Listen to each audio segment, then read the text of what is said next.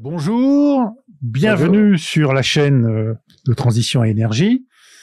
Et aujourd'hui, nous allons parler d'un sujet un peu technique, mais d'un sujet essentiel, qui est celui de l'innovation et de l'avenir de l'énergie nucléaire, à savoir les réacteurs de 4e génération, dits à neutrons rapides, et capables de passer à ce qu'on appelle la surgénération.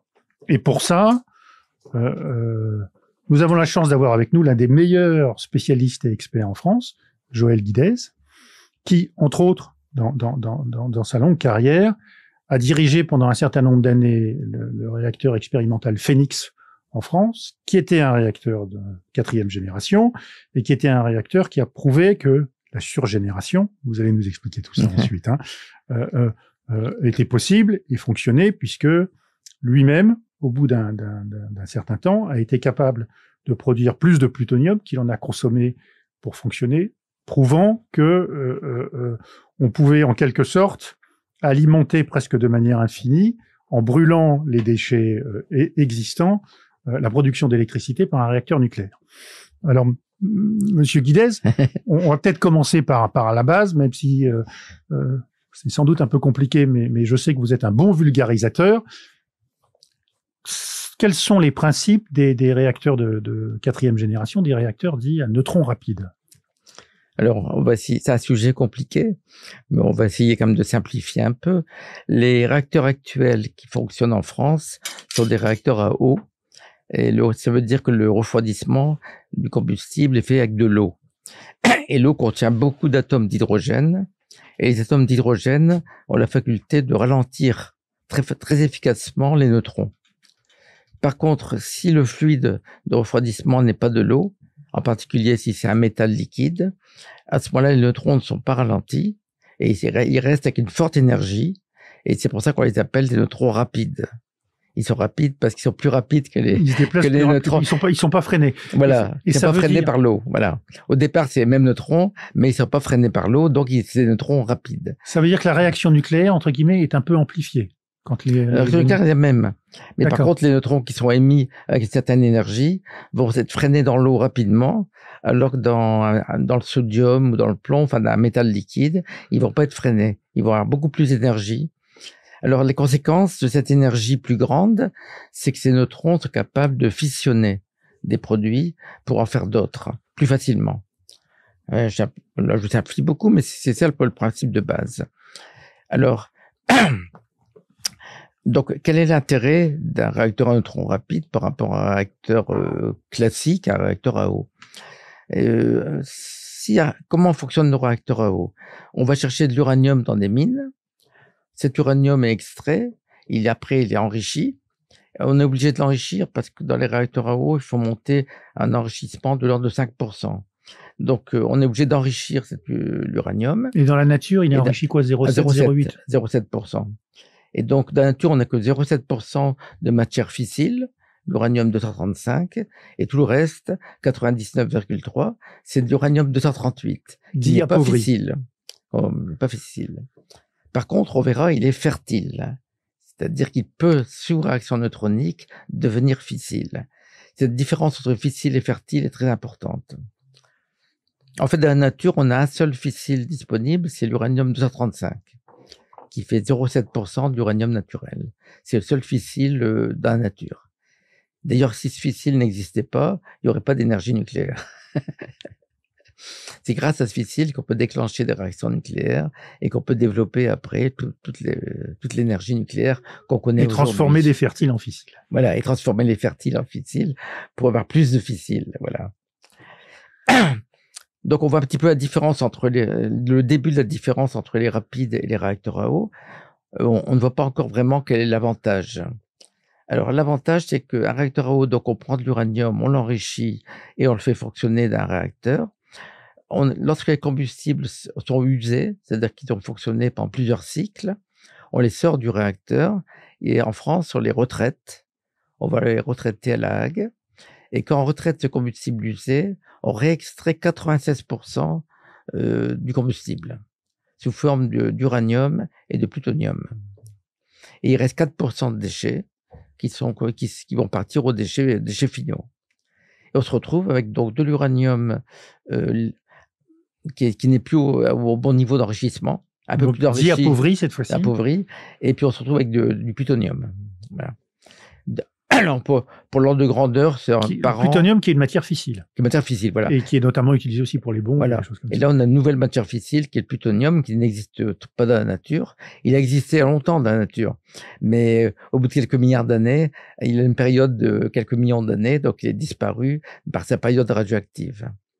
Donc pour avoir un ordre de grandeur, on produit 10 tonnes de plutonium par an, en gros, en retraitement. Et alors, l'idée de base du nucléaire au départ, c'était qu'on réutilisait ce plutonium en faisant un combustible 20% plutonium environ et 80% d'uranium appauvri. Et avec ça, on faisait tourner des réacteurs rapides. Et ces réacteurs rapides, l'intérêt, c'est que les neutrons vont provoquer, dans l'uranium 238 qui est fertile, vont provoquer la création de plutonium. Ça veut dire que les réacteurs à neutrons rapides ne fonctionnent qu'avec les déchets existants. Exactement. Donc, à la fois le plutonium et une grande partie du uranium appauvri. Voilà. Et comme si j'ai bien compris, ils fabriquent au bout d'un certain temps plus de plutonium qu'ils en consomment. En fait, ils peuvent fonctionner de manière presque sans limite dans le temps. Lorsque vous concevez un réacteur rapide, vous essayez de rendre soit surgénérateur, si vous produisez plus de plutonium consommé, soit isogénérateur, si vous en produisez autant que vous consommez. Imaginons que le réacteur soit isogénérateur, donc il va produire autant de plutonium qu'il en consomme, et ce plutonium produit, il est produit avec de l'uranium appauvri, le 238 appauvri. Donc finalement, ce réacteur ne consomme que de l'uranium appauvri. Dont on a des quantités on a plus de 300 000 tonnes, presque 350 000 tonnes d'uranium appauvri stocké en France, ce qui veut dire disponible, gratuite, qui pourrait produire notre courant électrique pendant des milliers d'années. Donc, si on se développait une batterie de réacteurs rapides, on pourrait au fur et à mesure ne fonctionner qu'avec ces réacteurs rapides isogénérateurs et on aurait du courant électrique pendant des milliers d'années devant nous. On n'aurait plus besoin d'uranium, plus besoin de mine d'uranium, plus besoin d'enrichissement d'uranium. Voilà. Tout ça n'existerait plus. Et on utiliserait les déchets qu'on a constitués en faisant fonctionner les centrales à eau classiques depuis des dizaines d'années. Voilà. Donc, c'est des réacteurs qui permettent de fonctionner avec des déchets. On voit qu'au niveau écologique, quand même, ça permet de diminuer notablement les quantités de déchets produites. Et c'est des réacteurs qui fonctionneraient sans importation d'uranium. Donc, qui fonctionneraient de manière en souveraineté pour la France. Je rappelle qu'on va y venir après sur les consommations d'uranium, mais on peut y venir maintenant d'ailleurs. La France importe tout son uranium. Ça correspond à peu près à une dépense de 1 milliard par an. C'est pas négligeable. Si on avait des batteries de réacteurs rapides, on aurait peu à peu remplacerait tous les réacteurs à eau par des réacteurs rapides, isogénérateurs, et on serait souverain. On n'aurait plus d'importation nécessaire d'uranium. Et puis il y a même des problèmes de quantité d'uranium, c'est-à-dire que, si j'ai bien compris, donc on est dans une phase un peu partout dans le monde de relance du nucléaire, et il y a un certain nombre de calculs qui ont été faits. Si les engagements en matière de relance nucléaire, par exemple à la COP28, il y a 22 pays qui ont dit qu'ils allaient tripler leur production d'électricité nucléaire. Voilà. Si vraiment d'ici 2050, si vraiment ils le font, on produira pas assez d'uranium pour ça. Hein. Voilà. Donc on va se heurter à un problème d'uranium. Toutes les projections montrent qu'on se heurte à un problème d'uranium qui va augmenter, en particulier à partir de 2040, donc dans des durées assez courtes. Si en plus il faut faire beaucoup d'électricité décarbonée, eh ben, il va falloir beaucoup d'uranium et toutes les projections montrent qu'on n'arrivera pas en 2040-2050. Alors, ça ne veut pas dire qu'il y aura pas d'uranium. Il y en aura toujours. C'est comme le pétrole. Quand j'ai commencé à travailler dans le nucléaire en 73, on m'a dit en 2000, il y aura plus de pétrole. Bon, en 2024, c'était ce que disait le Club de Rome, justement, qui avait sorti son fameux rapport, le rapport Meadows, en 73. Voilà. Donc, en fait, il y a toujours, on va le chercher plus loin, il coûte plus cher, mais il y a toujours. Donc, il y aura aussi de l'uranium en 2050. C'est pas qu'il n'y en aura pas. Mais les prix vont s'envoler. Parce qu'il y aura une concurrence sur les marchés énorme et les prix vont s'envoler. Et la situation géopolitique est aussi compliquée actuellement. Récemment, notre uranium venait du Mali, du Kazakhstan, d'Australie et Canada. C'est 4 pays fournisseurs d'uranium pour la France. On s'est fait éjecter du Mali récemment. Le Kazakhstan, c'est le voisin de Poutine. Bon, un de ces jours, si Poutine a vraiment besoin d'uranium, il dira on arrête de Alors, plaisanter. il y en a beaucoup en Russie, mais enfin bon, on sait jamais. Oui, enfin, il y a aussi une grosse industrie nucléaire, hein, donc ils ont beaucoup de besoins. Et la Chine avait des gros besoins aussi. Et la Chine n'a pas d'uranium, pas assez d'uranium sur son sol, quoi. Et donc tous ces pays, au niveau géopolitique, c'est pas évident. Et ce qui se passe également, c'est que comme tout le monde sait que l'uranium va augmenter de prix, les pays commencent à stocker. EDF stocke, il a raison d'ailleurs.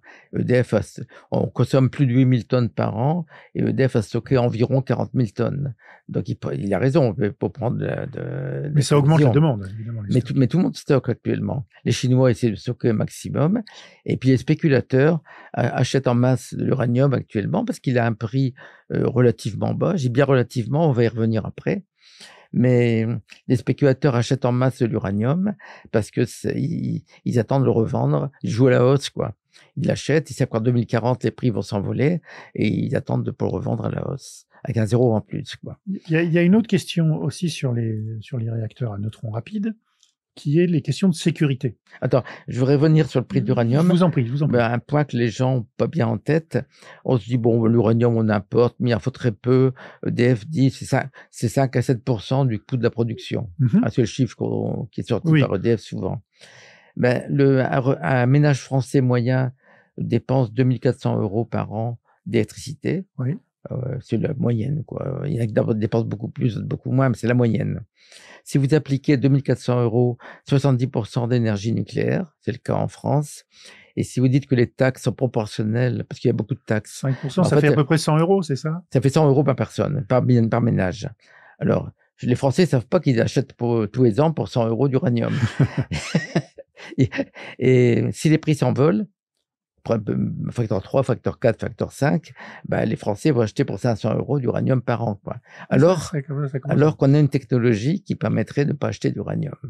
Donc, c'est quand même assez ahurissant. Et alors, donc si vous en êtes d'accord, on peut passer aux questions de sûreté. Oui, il n'y a pas de sécurité, mais de sûreté des réacteurs rapides. On va dire un des problèmes, une des questions de sécurité des réacteurs classiques qu'on a aujourd'hui, on va dire des réacteurs à neutrons ralentis, je ne sais pas si on peut les appeler comme ça, en tout cas refroidis par eau, une eau, on va dire, extrêmement pressurisée. Oui. C'est justement le fait que, entre guillemets, ce sont des cocottes minutes. Voilà. C'est-à-dire que vous avez de l'eau à 140 bars, dans mes souvenirs de pression, pour refroidir les réacteurs. Et constituer des canalisations et des systèmes de refroidissement avec une telle pression, c'est toujours, entre guillemets, problématique, parce qu'il faut s'assurer que les canalisations sont bien faites, qu'il n'y ait pas de fuite, vérifier en permanence. Donc c'est, on va dire, une des grandes questions de la sécurité des réacteurs actuels, c'est la question de leur refroidissement et de l'eau pressurisée. Est-ce que le refroidissement par métal, donc des réacteurs rapides, sodium, plomb, il y a d'autres possibilités dans mes souvenirs, voire même à sel fondu, si j'ai bien compris, est-ce que ce type de réaction offre de meilleures garanties de sûreté? Alors, ou des avantages de sûreté? Alors, il y a un énorme avantage de sûreté, c'est qu'on n'est pas en pression. Un métal liquide, vous pouvez monter en température sans monter en pression. Alors que l'eau, dans votre cocotte minute, vous voyez bien que si vous montez à 120 degrés dans la cuisine, vous montez à plusieurs bars, ça commence déjà à être dangereux. Et sur les réacteurs à eau, il faut monter à 140 bars pour avoir atteint des températures beaucoup plus basses que 350 degrés, quoi. Donc, cette pression est un facteur intrinsèque qui n'est pas très bon pour la sûreté. Il est évident qu'en cas de rupture, l'eau va aussitôt s'échapper à 140 bars, et à ce moment-là, on a futur du cœur, quoi. C'est ce qu'on a vu à Tchernobyl, enfin, en résumé, c'est ce qu'on a vu à Tchernobyl ou à Fukushima. Le fait d'être sous pression n'est pas très agréable. Si on utilise un métal liquide, le sodium ou le plomb, on a un réacteur qui n'est pas sous pression. Il est à haute température, mais n'est pas sous pression. C'est-à-dire que le métal mais le métal est liquide à quoi? À plusieurs centaines de degrés. Voilà, le sodium est liquide à 100 degrés. Donc, s'il est à 400 degrés, 500 degrés, il est liquide, mais il n'est pas en pression. Et donc, il n'y a pas de risque s'il y a une fissure, une ouverture, il y a une fuite, mais on n'a pas 140 bars derrière qui poussent pour éjecter le fluide, quoi. Et ça, c'est un grand élément de sûreté. Et l'autre élément, c'est que les métaux liquides sont des très bons transporteurs de chaleur. Donc en convection naturelle, on peut refroidir facilement. Ça veut dire qu'il y a une fuite, ça se refroidit presque de lui-même. Voilà, de lui-même. Si vous arrêtez le réacteur par chute des barres, par convection naturelle du métal liquide, vous allez pouvoir extraire la puissance résiduelle, ce qu'on ne pouvait pas faire à Fukushima avec un réacteur à eau.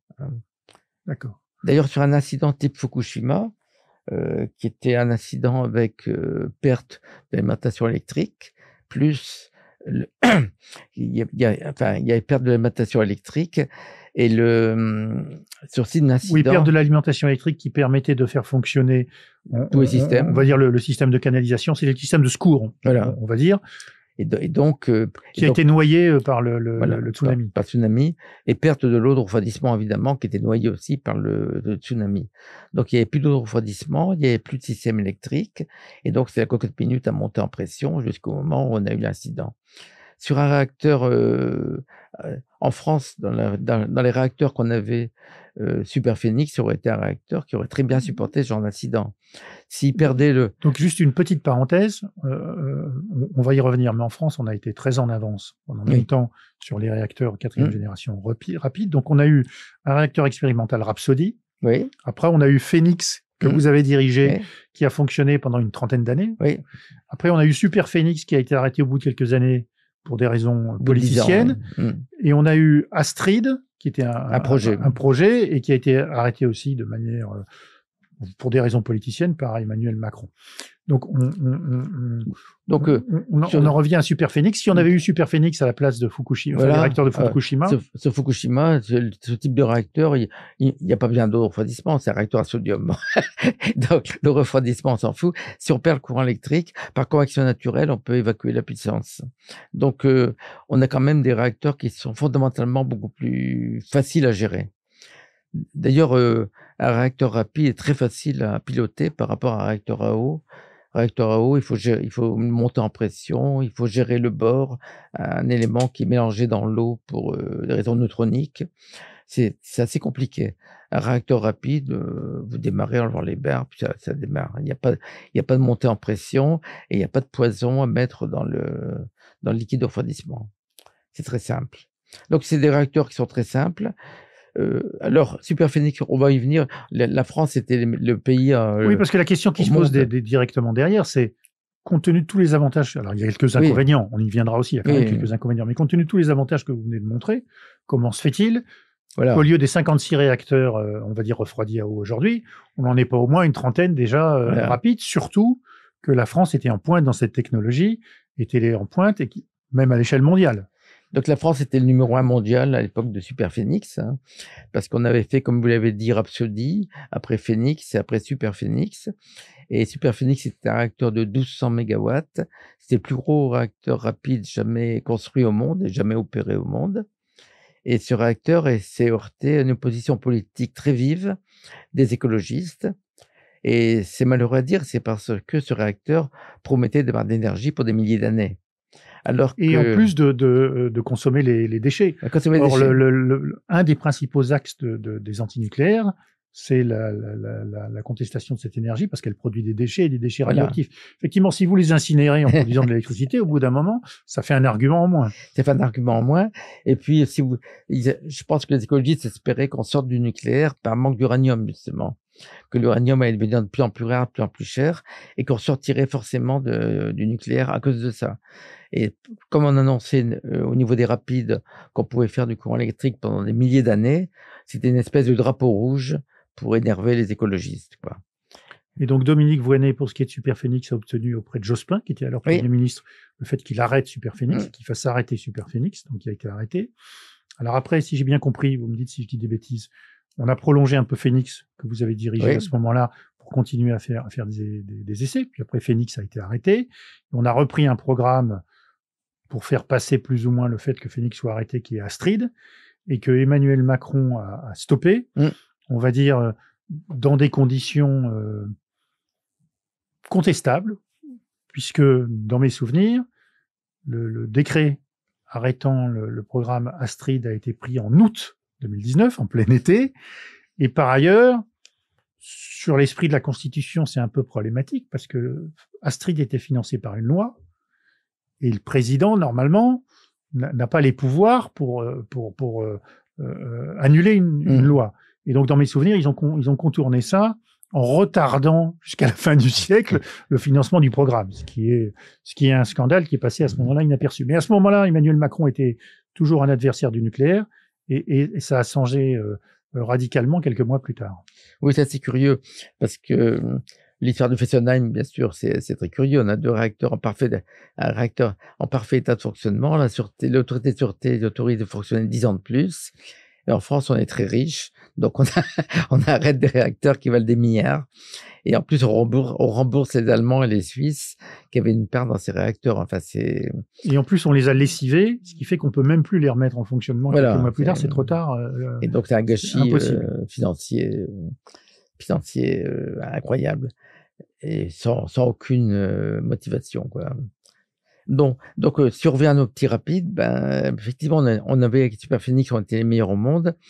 Et Superphénix a fonctionné 10 ans, mais plus de la moitié du temps a été arrêté pour raisons administratives.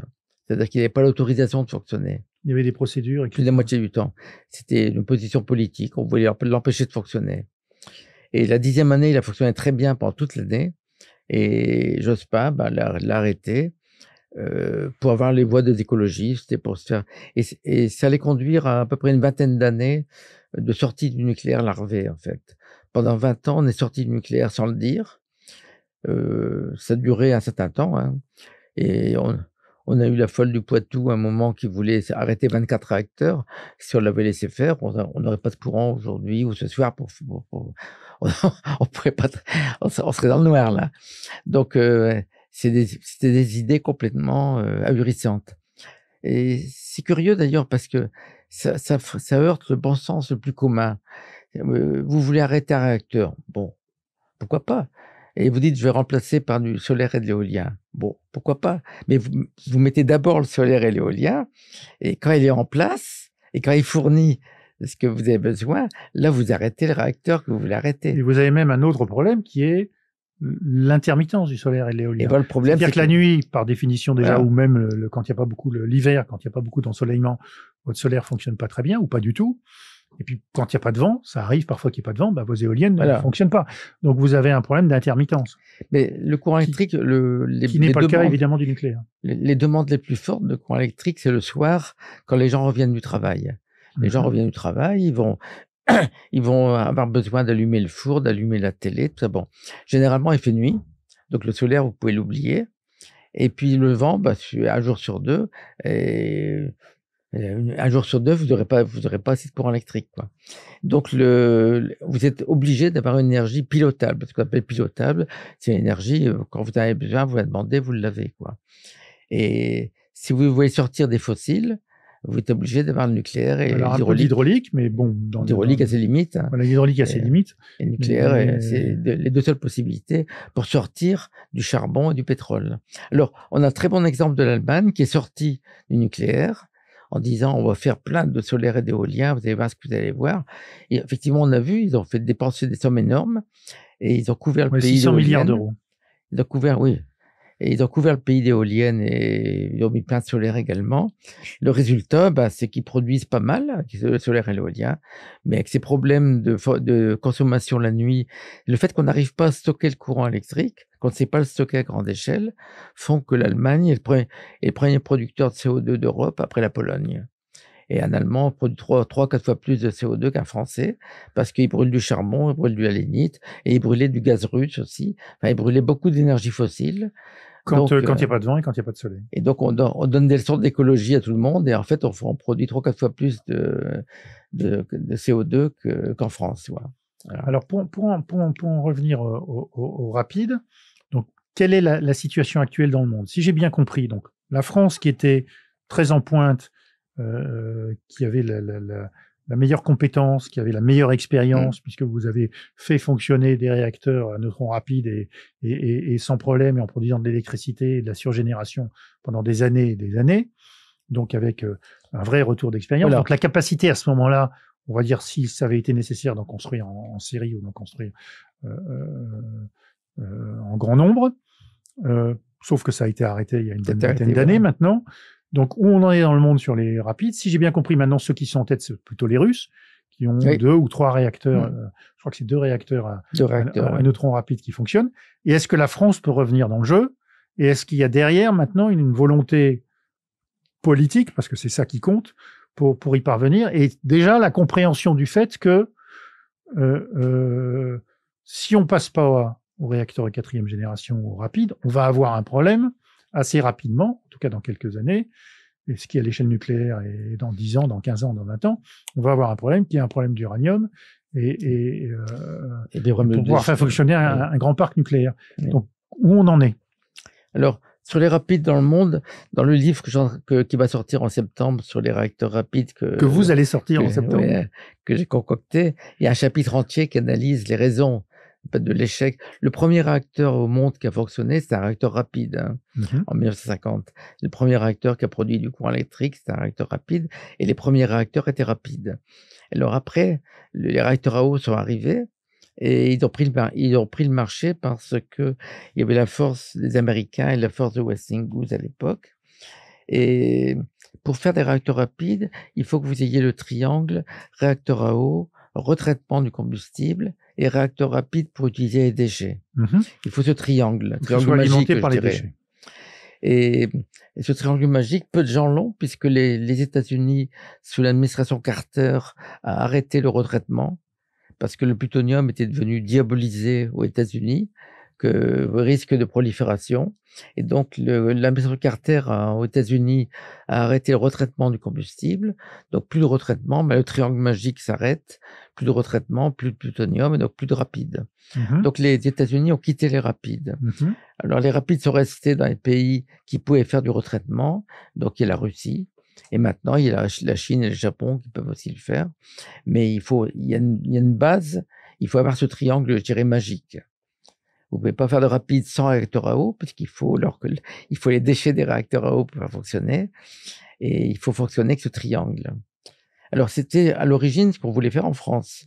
On voulait faire des réacteurs à eau, ensuite les retraiter, avec les produits de retraitement plutonium, uranium appauvri, faire tourner des rapides, isogénérateurs ou surgénérateurs, et puis au fur et à mesure remplacer les réacteurs à eau par des flottes de réacteurs isogénérateurs qui en plus brûlaient tous les déchets des réacteurs à eau. C'était le schéma initial. Et l'arrêt Superphénix a cassé ce schéma initial. Et maintenant, à l'époque, il y avait des milliers de personnes qui travaillaient sur Superphénix. Actuellement, il y en a peut-être une vingtaine, une trentaine en France, de gens compétents et des gens qui partent à la retraite comme moi.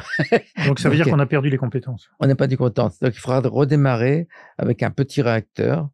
Alors, actuellement, il y a un projet de réacteur c'est pas Astrid, c'est Astrid plus des développements qui ont été faits ultérieurement. On pourrait l'appeler New Astrid ou SFR.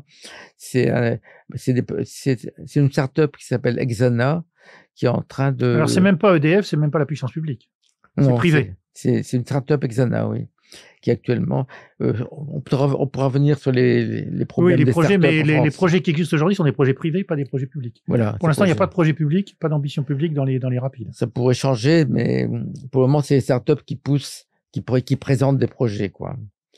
Et donc, Hexana, c'est l'héritier d'Astrid, plus des développements qui ont été faits ensuite dans le contexte européen. Et donc, on a un réacteur beaucoup plus simple que le projet Astrid. Il reprend un certain nombre de choses d'Astrid, en particulier le cœur, mais il a beaucoup simplifié. Et on a un réacteur qui est beaucoup plus facile à construire. Alors, si j'ai bien compris, puisqu'on est dans les projets de ce genre-là, il y a aussi une autre start-up en France dont on parle un peu qui s'appelle Naarea. Alors, et eux, ils ont aussi un projet rapide, voilà. Mais cette fois-ci refroidi à sel fondu dans mes souvenirs, qui est peut-être encore plus technologiquement encore plus avancé ou différent. En fait, on a 3 possibilités de réacteurs rapides. Il y a les réacteurs à sodium.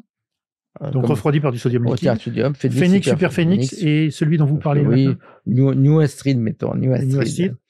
Après, on a redonnez le nom de la société, de la start-up. Hexana.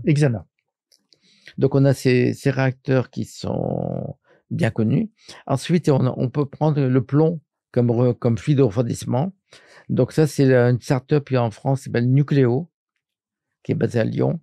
Donc ça, c'est les réacteurs rapides aussi, mais au plomb, avec un fluide de refroidissement qui est le plomb. Et ensuite, on a les sels fondus, qui sont encore plus originaux. Là, le sel combustible est fondu dans le sel.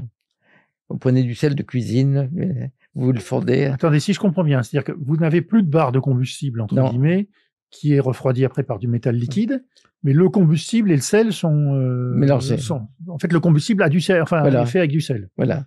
Vous avez le sel combustible qui diverge et qui produit de la puissance. Et cette puissance est extraite par des échangeurs vers un circuit de sel intermédiaire. Alors ça, c'est un concept très original. Et alors, sur ces 3 concepts, le premier, réacteur sodium, je dirais, on sait faire. On a fait, déjà.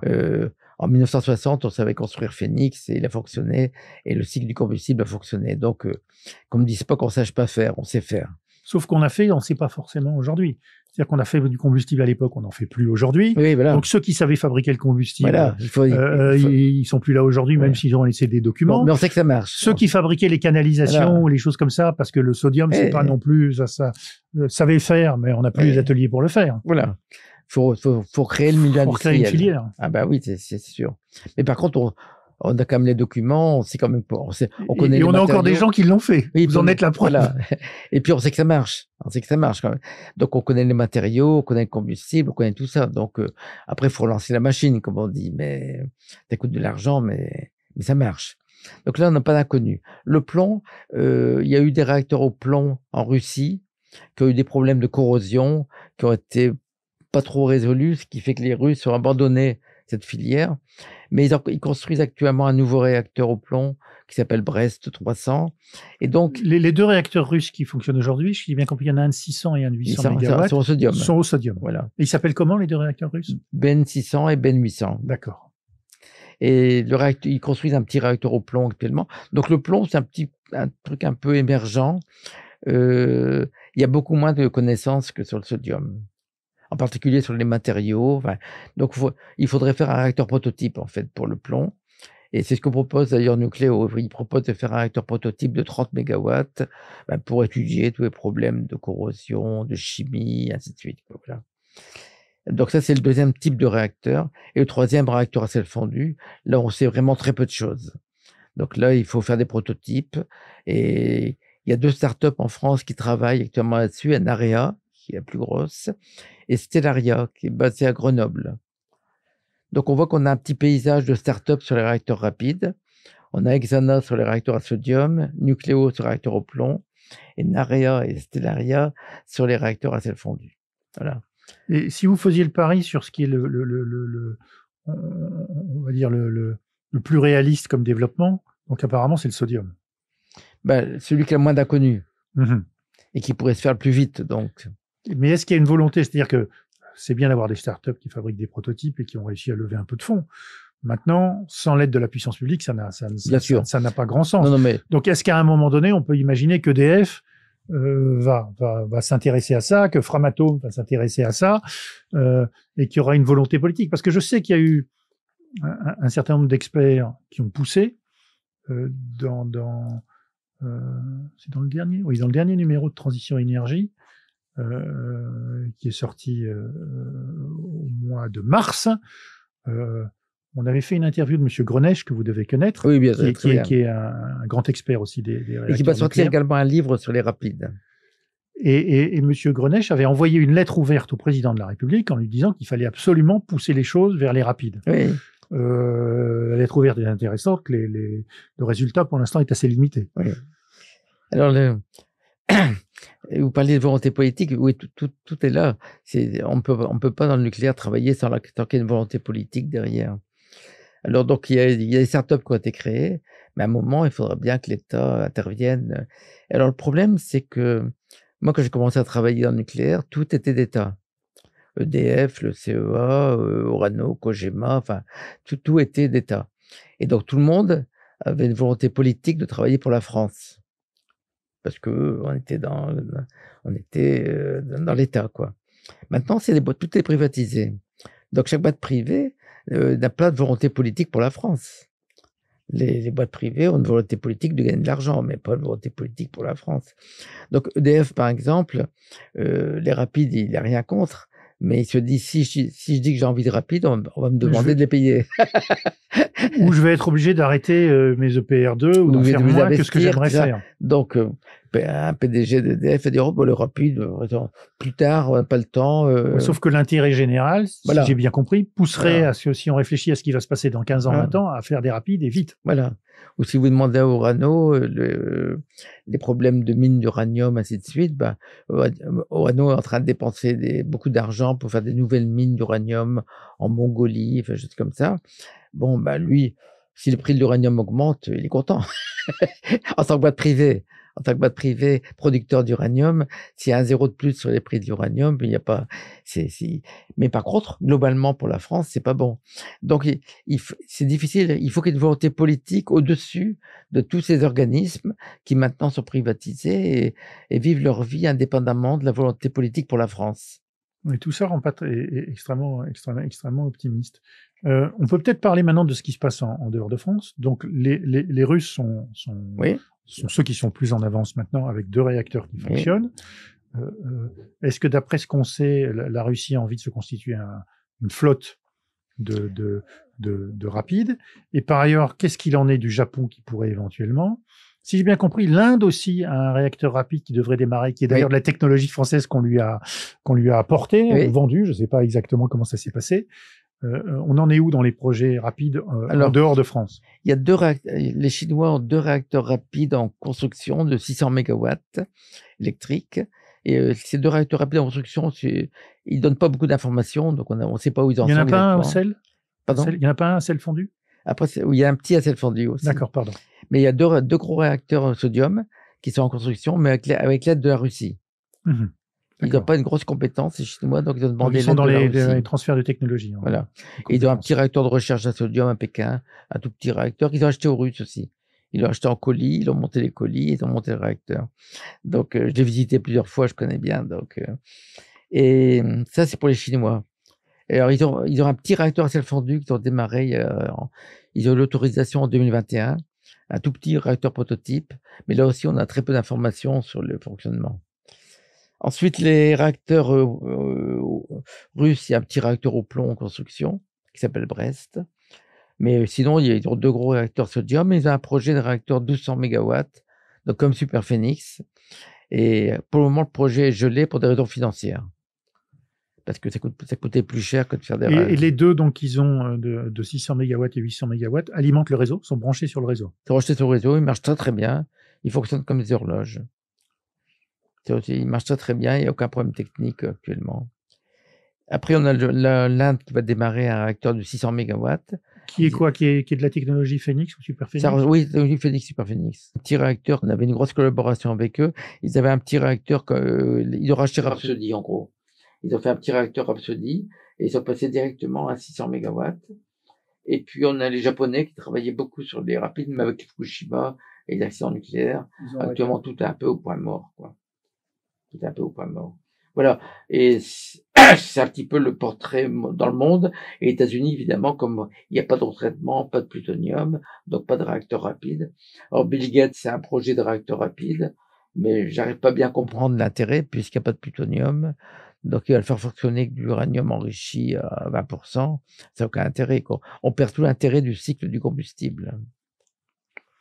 Alors, est-ce que vous avez quand même, on va dire, des perspectives et des espoirs que il y a eu une prise de conscience, finalement, en France, au cours des dernières années, de la nécessité de préserver, de développer notre parc nucléaire, alors qu'on a été pendant 20 ans dans une orientation différente, en se rendant compte que c'était une manière de produire en quantité de l'électricité bas carbone et à des coûts relativement maîtrisés. Est-ce que vous pensez qu'on va finir par prendre conscience du fait que les réacteurs de 4e génération à neutrons rapides vont devenir indispensables si on veut continuer à avoir de l'électricité nucléaire, c'est-à-dire abondante, relativement bon marché et décarbonée. Et après ça, on passera aux inconvénients quand même des rapides, le coût, et puis il y a quand même quelques inconvénients techniques. Pardon. Sur les rapides, donc à court terme, d'ici 2040-2050, avec les délais de construction, il faudrait démarrer maintenant un prototype. Il faut démarrer un petit peu à zéro, donc il faut démarrer un prototype. Alors, on en a un carton maintenant avec Hexana, les projets New Astrid. Enfin, Vous êtes Astrid. impliqué dans Hexana? Vous travaillez avec eux? Je travaille un petit peu, je travaille avec toutes les startups. Je te dis. D'accord, d'accord. Je suis conseil scientifique de toutes les startups. Donc, bah oui, vous avez l'expérience. voilà. Donc, bon. Ben, cet après-midi, je vais travailler chez Narea, par exemple, et puis j'étais chez Nucléo, et puis voilà. Donc, et d'ailleurs, dans mon livre, je parle de toutes les filières. Je parle des réacteurs au sodium, mais aussi des réacteurs au plomb et des réacteurs à sel fondu. Hein. Je couvre les trois gammes. Et c'est l'intérêt du livre, c'est qu'il donne une perspective pour le futur. Hein. C'est le point important. Oui, donc sur les réacteurs, j'en disais où dans mes histoires Donc la question c'était, est-ce que vous avez quand même, donc vous expliquez la question c'était, est-ce qu'on peut quand même se projeter et espérer que cette prise de conscience va venir, avant de parler des inconvénients des neutrons rapides, et vous disiez que il y a dans les cartons ce que fait Hexana qui est relativement abouti. Voilà. C'est la suite d'Astrid. Hein. On a donc un petit réacteur modulaire fabricable en usine, diamètre 9 mètres, fabricable en usine, et qui permet de faire 400 mégawatts à peu près. Ah, c'est pas négligeable. C'est pas négligeable. On part directement sur un réacteur. On part pas sur un prototype de 30 mégawatts comme un réacteur au plomb, parce que on a tellement de connaissances sur un réacteur sodium qu'on peut partir directement. Si vous avez quelque chose de 400, vous pouvez le passer à 800, 900. Oui, en fait, sur Hexana, vous pouvez en additionner quelques-uns et vous avez déjà une puissance sérieuse. En fait, sur Hexana, ils veulent les mettre par deux pour mutualiser les fonctions du bâtiment manutention. Ce qui veut dire que si vous avez 800, vous avez quasiment l'équivalent d'un réacteur de Fessonnière ou d'un réacteur classique. Oui, vous commencez à avoir des réacteurs extrêmement intéressants. De 900. Et comme on produit tous les ans 10 tonnes de plutonium, on pourrait alimenter tous les ans un réacteur de 400 mégawatts, par exemple, avec ce plutonium, et année après année, avoir ces réacteurs qui s'accumulent, isogénérateurs, évidemment, et au bout d'un moment, vous avez une flotte en 2060, 2070, je ne sais pas quoi, vous avez une flotte de réacteurs isogénérateurs qui fonctionnent pour des milliers d'années et qui consomment uniquement les 350 000 tonnes d'uranium appauvri disponibles, quoi. Et alors, si vous voulez augmenter la production d'électricité pour diminuer la production de CO2, eh ben, vous pouvez augmenter avec cette flotte la production d'électricité. Par exemple, si on veut en France remplacer l'essence par l'électricité pour les voitures électriques, vous faites le calcul, il faut doubler la production électrique française, quoi. Donc, il faut avoir si vous voulez produire de l'hydrogène par électrolyseur ou des carburants synthétiques. Si vous faites des règles de 3,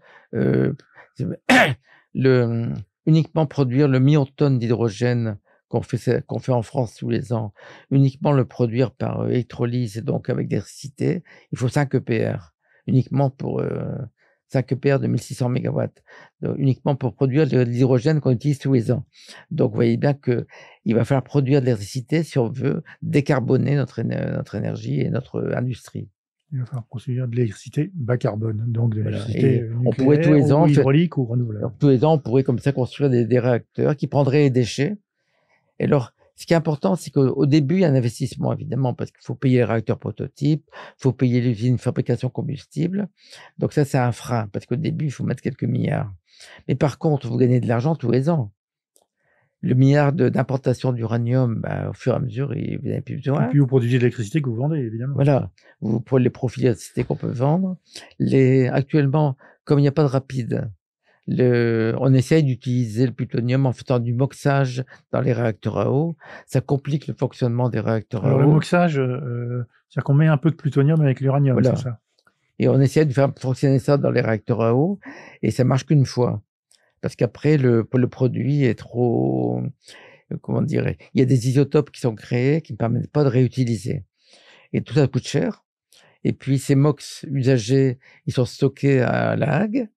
Ils sont pas retraités parce qu'on saurait pas quoi faire des produits retraitement. On saurait quoi faire si on avait un réacteur rapide. Mais si on n'a pas de réacteur rapide, si on retraitait ces produits, ça coûte cher le retraitement. Si on retraitait les produits, on saurait pas quoi en faire. Donc, c'est-à-dire que les produits très radioactifs, on peut entre guillemets, les incinérer dans des rapides. Voilà. Même les isotopes extrêmement radioactifs. Voilà. Même donc les déchets les plus radioactifs. Même les déchets qui ne passent pas. On arrive à les incinérer. On peut les incinérer. On est brûleur de déchets, globalement. C'est l'image que les gens doivent comprendre. On n'a plus besoin d'apporter d'uranium, on est brûleur de déchets et on produit de l'énergie propre pour des milliers d'années. C'est vraiment un investissement à long terme. Alors évidemment. maintenant, il faut qu'on parle des inconvénients, parce qu'il y en a quand même. D'abord, il y a le coût. Si j'ai bien compris, quand même, les rapides, c'est un peu plus cher que c'est un peu plus cher. qui sont déjà chers. Mais si on prend les derniers rapides dans les cartons, avec les améliorations qui sont apportées, les différences de prix commencent à diminuer. On peut estimer que c'est 20-30% de plus cher, tout en sachant que les premiers réacteurs, il y a un surcoût beaucoup plus important. Oui, il faut lancer. Parce qu'il faut recréer le milieu industriel. Superphénix, par exemple, lorsqu'on a fait Superphénix, il a fallu créer chez Jomon Schneider à Maubeuge, on a créé des ateliers pour fabriquer les pompes en inox, Superphénix, des grosses pompes en inox. Cet atelier, des pompes pour le sodium? Pour le sodium. Et cet atelier a été payé par Superphénix parce que c'était le prix, quoi. Donc le prix du réacteur est beaucoup plus cher au début. Après, quand l'atelier est créé, qui peut produire, les prix reviennent il y a une massification qui fait que les prix baissent. Hein. Alors, donc il y a un surcoût au début. Il faut recréer l'usine de combustible, c'est fabrication de combustible. Donc ça, on sait faire, mais il faut recréer l'usine. Pareil, ça va coûter un certain prix. Et le retraitement, on sait le faire. On l'a déjà fait, on sait le faire. Mais il faut augmenter les capacités de la peut-être. Mais on sait faire le retraitement. Voilà. Donc, il y a un investissement au départ, c'est toujours pareil. Et on gagne de l'argent après année, mais au début, il faut investir. Et alors, sur le plan technique, maintenant, vous avez parlé de corrosion tout à l'heure. Est-ce qu'on arrive à gérer? Alors, oui, puisque ça a fonctionné. Mais est-ce que ça crée des complications de gérer la corrosion liée au sodium liquide, voire au plomb, voire au sel fondu? Alors pour le sodium, on a une grande expérience. Il y a eu beaucoup de matériaux utilisés. Certains matériaux ont été rejetés ensuite. C'est à Phoenix, où j'ai dirigé Phoenix. Il y a certains types de matériaux où des fissures sont apparues. Donc ces matériaux maintenant on les utilise plus. Et par contre ceux qu'on a utilisés sur Phoenix. Donc on sait ce qu'il faut utiliser comme matériau pour éviter les problèmes de corrosion. Donc c'est la corrosion, c'est résolu sur les réacteurs sodium. Sur le plomb, ça l'est pas encore, vous nous expliquez. Sur le plomb, c'est encore en recherche. Et alors, puisque vous allez tout à l'heure travailler avec Naarea, sur le sel fondu, j'imagine que là, le gap de connaissances est plus... Donc là, il faut faire un prototype, il faut tester pour voir quel matériau résiste et vérifier qu'il résiste bien, quoi. Bon, je pense qu'on a fait un joli tour des rapides. Est-ce que vous voyez d'autres choses à ajouter sur cette technologie? Est-ce que... Peut-être on peut finir là-dessus. Pour que ça fonctionne, donc il faut de la volonté politique, mais il faut aussi qu'il y ait une espèce d'engouement des jeunes ingénieurs, des techniciens pour cette technologie innovante et qui peut représenter des milliers d'années d'électricité bas carbone. Voilà. Donc, est-ce que quand vous êtes au contact avec les jeunes ingénieurs ou les jeunes techniciens, vous sentez cet intérêt, cet enthousiasme? Dans les startups, il y a un enthousiasme réel. Naarea, maintenant, il sera plus de 200 personnes. Et ils continuent à embaucher, il y a des jeunes qui arrivent et ils en veulent. Sur Nucléo, je crois qu'ils sont 640 maintenant. Et c'est que des jeunes. C'est pour ça qu'on y va des conférences, des cours, parce que faut former les gens aussi. Et Stellaria, ils seront une bonne vingtaine et vont bientôt être 40. Exana, ils commencent aussi à se densifier. Donc il y a plein de jeunes qui arrivent et les gens sont très intéressés par cette nouvelle filière. Parce que c'est un redémarrage nucléaire, il y a un avenir visible. Et il faudra bien qu'on y arrive un jour, de toute façon. Sinon, on va vraiment être dans les ennuis. On va finir sur cette conclusion. Merci beaucoup, Joël Guidez. De rien, merci. Merci de m'avoir invité.